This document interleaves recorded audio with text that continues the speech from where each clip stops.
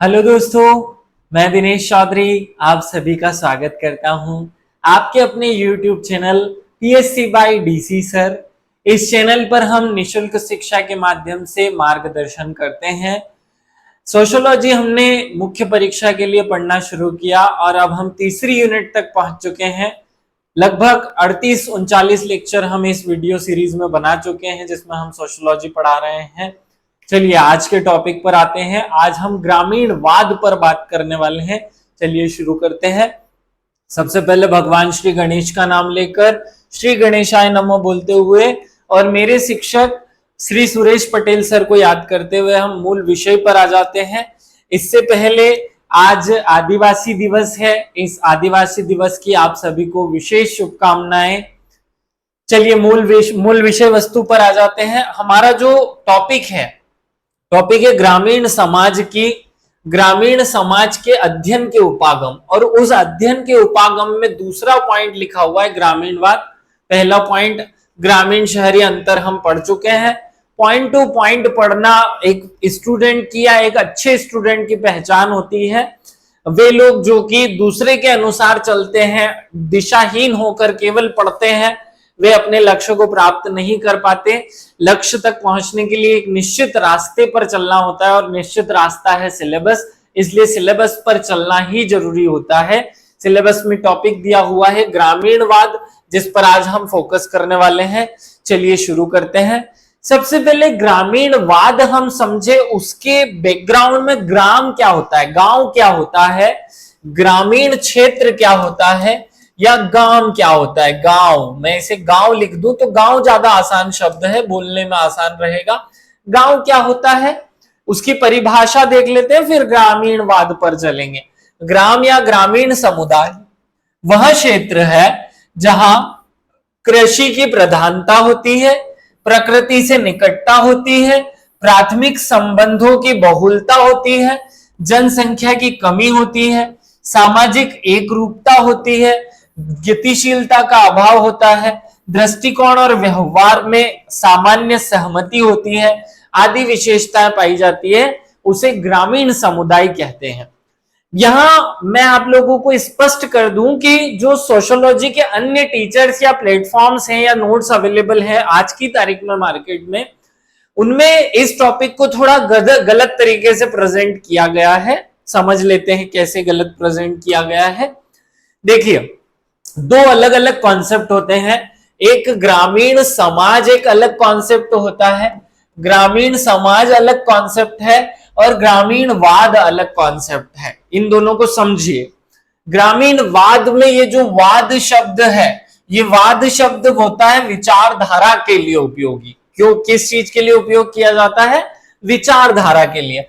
अर्थात जब हमें कहीं विचारधारा शब्द को प्रकट करना होता है, प्रेजेंट करना होता है, बताना होता है, तो हम वाद शब्द यूज करते हैं। जैसे कि गांधीवाद, अब यहां जो शब्द है गांधीवाद, अर्थात गांधी जी के विचार। क्या बोला जा रहा है? गांधी जी के विचार, अर्थात जैसे कि ट्रस्टीशिप, जैसे अहिंसा, जैसे सत्याग्रह, इनकी बात की जा रही है। ऐसे ही अगर मैं कहूं कि मार्क्सवाद, क्या कह दे हम? मार्क्सवाद। तो मार्क्सवाद माने मार्क्स के, कार्ल मार्क्स जो कि रूस के एक समाजशास्त्री थे, इनकी विचारधारा की बात की जा रही। दार्शनिक थे इनकी, कार्ल मार्क्स जो कि एक दार्शनिक है, इनकी विचारधारा की बात की जा रही है। अब हमें समझना है कि ग्रामीणवाद क्या होता है। तो अगर गांधीवाद में गांधी जी के विचार हैं, कार्ल मार्क्स या मार्क्सवाद में कार्ल मार्क्स के विचार हैं, तो ग्रामीणवाद शब्द में भी तो गांव के विचार होंगे। गांव के विचार होंगे कि गांव की विचारधारा होगी, गांव की विचारधारा पर बातें करनी है। अब यहां बहुत अच्छे से इस बात को समझ लीजिए। बहुत सारे नोट्स में जहां ग्रामीणवाद शब्द लिखा है, वहां ग्रामीण सभ्यता या ग्रामीण समुदाय पढ़ा दिया गया है। वहां इस तरीके से बातों को पढ़ाया गया है कि गांव किसे कहते हैं। गांव की परिभाषा ऐसी है कि 400 से कम लोग हो तो वहां गांव कहलाएगा, या जन घनत्व 400 लोगों प्रति व्यक्ति वर्ग किलोमीटर से कम होगा, या वहां की जनसंख्या कम होगी। ऐसी बातें करनी है नहीं। आपको जब एग्जाम में आप लिखेंगे, एग्जाम में आपसे ग्रामीणवाद पूछा जाएगा तो बहुत स्पष्ट रूप से याद रहे, अर्थात जहां ग्रामीण विचारधारा का पालन किया जाता है वही ग्रामीणवाद कहलाता है। अब इसे बहुत स्पष्ट रूप से समझ लीजिए। देखिए, जब हमसे गांव की बात की जाएगी तो वहां हम भौतिक बातों को भी सहारा बनाएंगे और वैचारिक बातों को भी सहारा बनाएंगे, लेकिन जब हमसे ग्रामीणवाद की बात की जाएगी तो ग्रामीणवाद में हम केवल विचार पक्ष को ही शामिल करेंगे। इसको इंप्लीमेंट कैसे करें, समझे इसको। जब हमसे पूछा जाए कि गांव किसे कहते हैं तो हम पहली विशेषता बताते हैं कि जहां 75% से अधिक लोग कृषि या उससे जुड़े हुए व्यवसाय में लगे हुए हों वो लोग गांव कहलाते हैं या उस क्षेत्र को गांव कहते हैं। जहां 400 व्यक्ति प्रति वर्ग किलोमीटर से कम लोग हों उसे गांव कहते हैं। जहां की जनसंख्या 5000 या उससे कम हो उसे गांव कहते हैं। जबकि ग्रामीणवाद जब हम पढ़ते हैं तो ग्रामीणवाद में इन विशेषताओं को शामिल नहीं किया जाता। याद रखना, ये वाली विशेषताएं ग्रामीणवाद की विशेषता नहीं है, क्योंकि गांव में ये विचार नहीं होता है कि 400 लोग हों, 5000 से कम जनसंख्या हो। गांव में क्या विचार होते हैं? गांव में विचार होते हैं प्रकृति से संबंध होना, प्रकृति से जुड़ाव होना, प्रकृति से जुड़ाव, ये ग्रामीणवाद का पहला विचार है। दूसरा है लोग जो वहां होते हैं, लोगों के मध्य अत्यधिक जुड़ाव। फिर और क्या विचार होते हैं? लोगों के मध्य सामाजिक, आर्थिक और सब प्रकार की आत्मनिर्भरता पाई जाती है। ये गांव की प्रमुख विशेषता है, वैचारिक विशेषता है। देखो, ये बातें यहां भी आएगी। गांव की विशेषता प्रकृति से जुड़ाव भी है, लोगों के मध्य अनौपचारिक संबंध भी है, सामाजिक और आत्मिक आत्मनिर्भरता भी है, ये सब इधर भी आ जाएगा। लेकिन ग्रामीणवाद में केवल वैचारिक पक्ष को शामिल किया जाएगा। मैं आपको जोर से या थोड़ा तेज बोलकर यह समझाना चाह रहा हूं कि भाई ग्रामीण सभ्यता जब पूछी जाए या ग्रामीण समाज जब पूछी जाएगी तो आप अपने हिसाब से जो आपके दिमाग में भौतिक पक्ष और वैचारिक पक्ष दोनों आते हैं उन दोनों को लिखेंगे। लेकिन जब आपसे ग्रामीणवाद पूछा जाएगा तो आप केवल वैचारिक पक्ष को लिखेंगे। अब इस वैचारिक पक्ष में कौन कौन सी चीजें शामिल होती हैं, एक बार मैं आपको इस पर डालता हूं प्रभाव, मतलब इस पर हम दृष्टि डालते हैं। कृषि की प्रधानता गांव में होती है, प्रकृति से निकटता ग्रामीण विचार है, प्राथमिक संबंधों की बहुलता, दृष्टिकोण और व्यवहार में सामान्यता, सामाजिक एक रूपता, गतिशीलता का अभाव, ये सब ग्रामीण क्षेत्र में देखा जाता है। अब हम इसमें से वैचारिक पक्ष को निकाल लेते हैं, लेकिन मैं आपको ग्रामीणवाद समझाने से पहले ग्रामीण समाज समझाना चाहूंगा। ग्रामीण समुदाय या ग्रामीण सभ्यता या ग्रामीण समाज समझाऊं ताकि आप उसे पूरी तरह समझ सकें। तो पहले हम ग्रामीण समाज की परिभाषा देख लेते हैं। पहले हम ग्रामीण समाज क्या है, क्या कहलाता है, क्या होता है, फिर हम ग्रामीणवाद पर आएंगे। क्योंकि जब सीधे सीधे ग्रामीणवाद पढ़ा दूंगा तो हो सकता है कि आपके आधे कॉन्सेप्ट क्लियर ना हो। मेरा उद्देश्य इस क्लास का, यूट्यूब चैनल का वीडियो बनाने का उद्देश्य आपके दिमाग के कॉन्सेप्ट्स को क्लियर करना होता है। इसलिए मैं इस बात को थोड़ा संदर्भ के साथ बताना चाह रहा हूं। लॉरी नेल्सन नाम के समाजशास्त्री हैं। उन्होंने अपनी पुस्तक रूरल सोशियोलॉजी नाम से एक किताब लिखी और वो उसमें लिखते हैं कि ग्रामीण अभी थोड़े समय पूर्व तक के मनुष्य की कहानी है, अधिकांशतः ग्रामीण समुदाय की ही कहानी है। बहुत ध्यान से इस बात को समझिए। लॉरी जो है वो ये कहना चाह रहे हैं, या लॉरी नेल्सन जो है ये कहना चाहते हैं कि आज से थोड़े समय पहले समाज का जो स्वरूप था वही समाज ग्रामीण समुदाय की कहानी है। बहुत ध्यान से सुने, ग्रामीण अभी थोड़े समय पूर्व तक मनुष्य की कहानी है, अधिकांश ग्रामीण मनुष्य की ही कहानी है। ये इस तरीके से कहते हैं।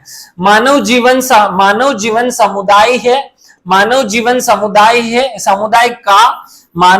समुदाय का सबसे प्राचीन स्थान या निवास स्थान ही ग्रामीण है। ये बहुत ध्यान से समझ लीजिए इस पॉइंट को। मानव जीवन समुदाय का सबसे प्राचीनतम स्वरूप ही ग्रामीण है। मतलब पहली बार जब मनुष्य ने समूह में रहना शुरू किया तो उससे जो विकसित व्यवस्था है, उससे जो एक व्यवस्था बनी या एक स्वरूप जो संरचना सामने आई, वही गांव था या वही गांव है। आगे बढ़ते हैं। इसी पहले गांव को अच्छे से समझ लेते, फिर ग्रामीणवाद को फिर से मैं एक बार एक्सप्लेन करूंगा। ग्रामीण समुदाय की परिभाषा, सिम्स नाम के जो समाजशास्त्री वो क्या कहते हैं ग्रामीण समुदाय के बारे में।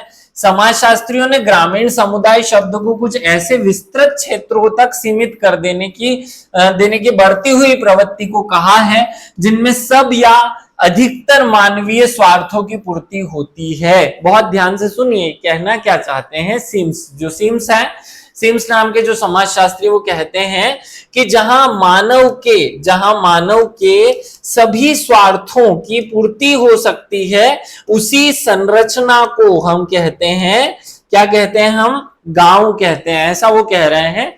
कुल मिलाकर गांव जो होते हैं वो आत्मनिर्भर होते हैं। देखो गांव के लोगों में क्या दिखाई देता है, गांव के वैचारिक पक्ष को समझे।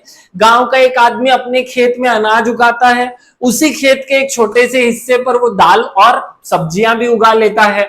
तो दाल और सब्जी खुद के घर से पैदा होकर आ गई।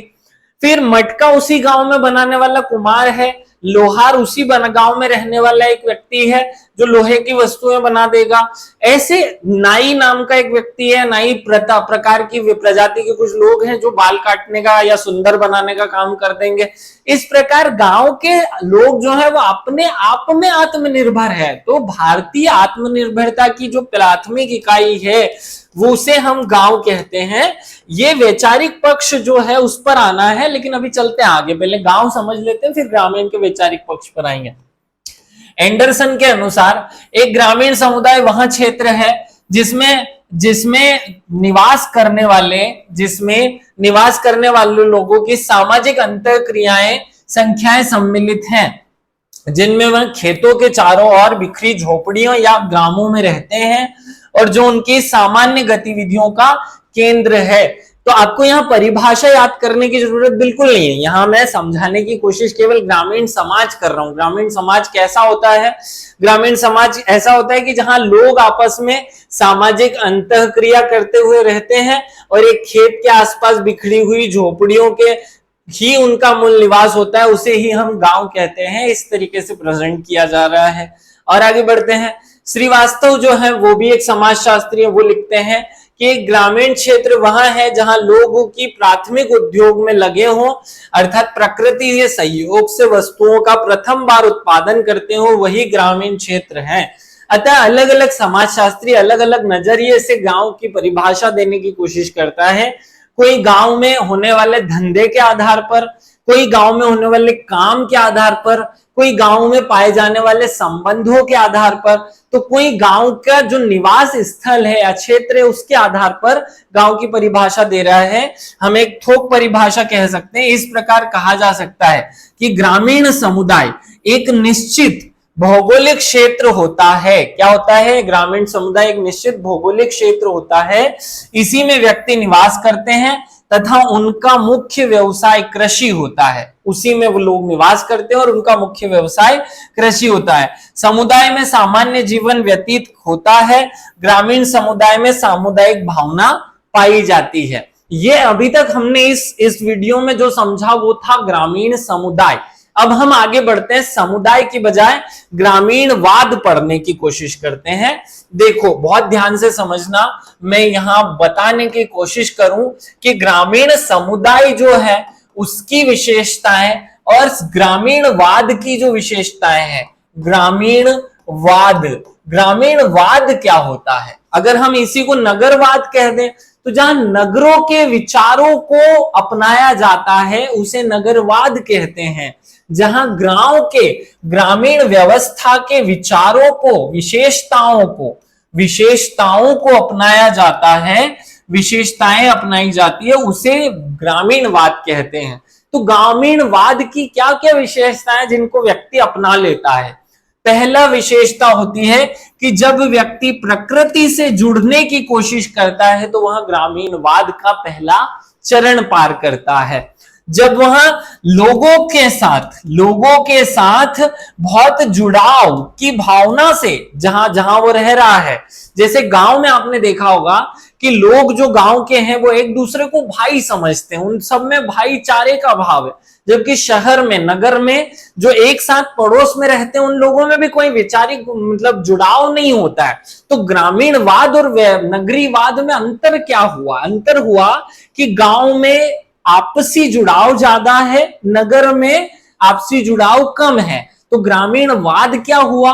ग्रामीणवाद हुआ कि लोगों में जब आपसी जुड़ाव अत्यधिक हो, प्रकृति के साथ निकटता का संबंध हो, और क्या हो सकता है, व्यक्ति में आत्मनिर्भरता आ जाए, आत्मनिर्भरता एक इकाई के रूप में हो, तो भी वो ग्रामीणवाद है। साथ में उसमें भाग्यवादिता का बोलबाला हो, भाग्यवादिता ज्यादा हो, कर्मवादिता भी हो, भाग्यवादिता भी हो, लेकिन तार्किकता ना हो, तो उसे भी ग्रामीणवाद कहते हैं। और क्या हो सकता है? और हो सकता है हम शहरों में कानून का पालन करते हैं। शहरों में क्या होता है? कानून का पालन। गांव में कानून के स्थान पर परंपराओं को फोकस किया जाता है, परंपराओं को वो स्थान दिया जाता है जो शहरों में कानून का होता है। तो जब व्यक्ति इन विशेषताओं को ग्रहण करता है तो कहते हैं कि ग्रामीणवाद की विचारधारा या ग्रामीणवाद को अपनाया जा रहा है। मैं इसे और स्पष्ट कर दूं, ग्रामीणवाद की विशेषताओं को पॉइंट वाइज बता दूं। ग्रामीणवाद में कौन कौन सी विशेषता होती है?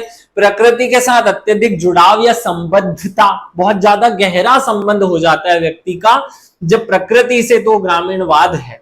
जब परिवार के सदस्यों में अत्यधिक जुड़ाव हो जाता है तो वो ग्रामीणवाद है। जब समाज के सदस्यों में अत्यधिक आत्मिक संबंध पाया जाता है तो वो ग्रामीणवाद होता है। जब मनुष्य सरल और सादा जीवन जीना शुरू करता है तो वो ग्रामीणवाद है। इसी को जब हम नगरीवाद पढ़ेंगे तो हम कहेंगे, यहां हम कहेंगे प्रकृति के स्थान पर औद्योगिक या पैसों से या आर्थिक स्थिति से ज्यादा जुड़ाव हो जाता है।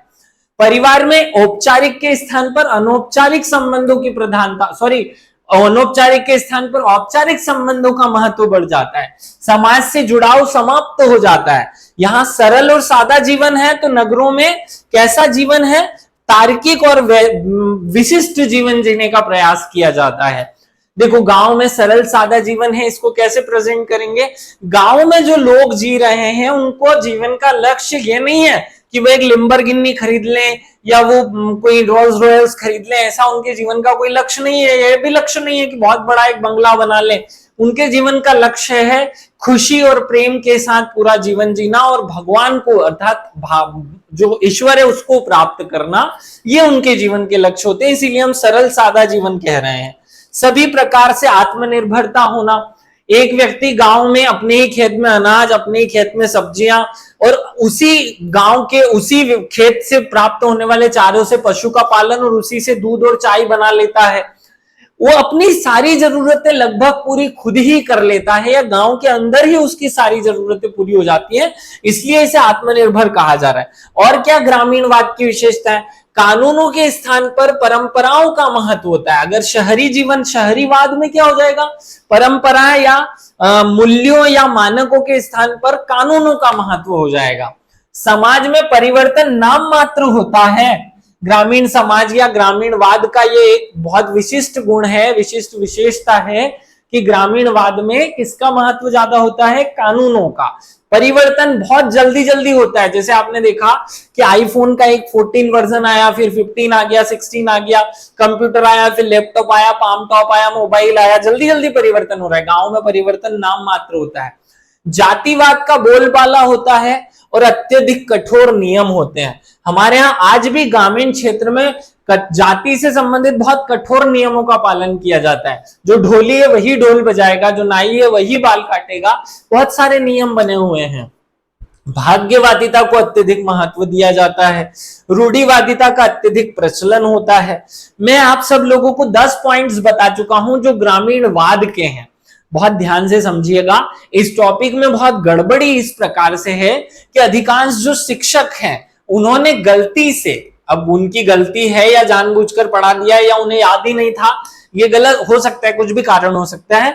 शिक्षकों ने ग्रामीणवाद शब्द पढ़ाने के बजाय ग्रामीणवाद पढ़ाने के स्थान पर ग्रामीणवाद के स्थान पर ग्रामीण समुदाय पढ़ा दिया है या ग्रामीण समाज पढ़ा दिया है। तो ये जो समाज, ग्रामीण समुदाय या ग्रामीण समाज पढ़ा दिया है, उसकी वजह से एग्जाम में आप लोग गलत आंसर ना लिख लें, क्योंकि बहुत सारे नोट्स में गलतियां हैं इस टॉपिक में। देखिए भाई, जब आपसे क्वेश्चन पूछा जाएगा ग्रामीण समाज की विशेषताएं क्या है, तो आप बताएंगे वैसी भौतिक विशेषता है। कैसी विशेषता है? जो भौतिक रूप से है। जैसे हमने बताया कि 5000 से कम जनसंख्या का होना, एक छोटे से क्षेत्र में निवास होना, झुग्गी झोपड़ियों या ईंट और पत्थर के, गारे के, मिट्टी के मकान का होना, फिर हम बोले कि 400 से कम व्यक्तियों का जनघनत्व होना, फिर हम बोले कि 75% से अधिक व्यक्तियों का कृषि संबद्ध कार्यों में जुड़ा होना, ये ग्रामीण समाज की विशेषता है। अगर मुझसे ग्रामीणवाद पूछा जा रहा है तो हम केवल और केवल वैचारिक पक्ष पर बात करेंगे और उन विशेषताओं की बात करेंगे जो यहां लिखी हुई है। आप केवल प्रकृति से उनका अत्यधिक जुड़ाव बताएंगे, परिवार में अत्यधिक जुड़ाव, समाज के सदस्यों में आत्मिक संबंध, सरल और सादा जीवन, सभी प्रकार से आत्मनिर्भरता, ऐसे ही कानूनों के स्थान पर परंपराओं का महत्व, समाज में परिवर्तन नाम मात्र हो, जातिवाद का बोलबाला और कठोर नियम हो, भाग्यवादिता पर अत्यधिक बल हो, रूढ़िवादिता का प्रचलन हो। तो ऐसी जो विशेषता है वो ग्रामीणवाद की विशेषता है। तो फंसना नहीं है, ग्रामीणवाद की विशेषता है। अब मैं ग्रामीण समाज की भी विशेषता बता देता हूं आपको। ग्रामीण समाज की विशेषता क्या है? ये ग्रामीण समुदाय की विशेषता है। तो ये क्या क्या हो सकती है? कृषि ही मुख्य व्यवसाय हो, सरल और सादा जीवन हो, परिवार पर अत्यधिक महत्व हो, प्राकृतिक निकटता हो, सामाजिक जीवन में एकरूपता हो, ये ग्रामीण समुदाय की विशेषता है। श्रम का विशेषीकरण हो या विशेषीकरण का अभाव हो, अशिक्षा और भाग्यवादिता, निम्न जीवन स्तर हो, सामाजिक गतिशीलता निम्न हो, धर्म और परंपरा का अत्यधिक महत्व हो, संयुक्त परिवार प्रणाली हो, प्राथमिक नियंत्रण हो, जाति प्रथा हो, और विशेषताएं जजमानी प्रथा हो, कम जनसंख्या हो, समुदाय का छोटा आकार हो, सामुदायिक भावना हो, सामाजिक आर्थिक सांस्कृतिक रूप से आत्मनिर्भरता हो। ये ग्रामीण समुदाय की विशेषता है, ना कि ग्रामीणवाद की विशेषता है। ये सब हो जाने के बाद में एक बार और आपको क्लियर कर दूं, वाद शब्द जो कि सिलेबस में पूछा गया है, क्या पूछा गया है? ग्रामीणवाद।